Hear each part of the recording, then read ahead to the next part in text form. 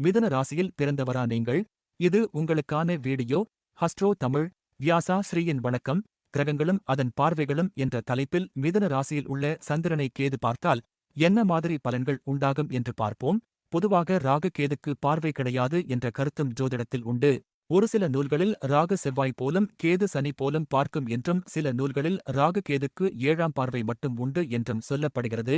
மிதுன ராசியில் உள்ள சந்திரனை கேது பார்த்தால் மனநிலையில் சில சமயங்களில் குழப்பம், தடுமாற்றம், அமைதியின்மை ஏற்படலாம்.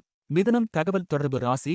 இங்கு கேதுவின் தாக்கம் பேச்சு, தகவல் தொடர்பு போன்றவற்றில் சில மறைமுகமான தடைகள் அல்லது புரிந்துகொள்ள முடியாத நிலைகளை உருவாக்கலாம். சந்திரன் தாயையும் பெண்களையும் குறிக்கும். கேதுவின் தொடர்பு தாய் அல்லது தாயார் வழியில் பிரச்சனைகள்.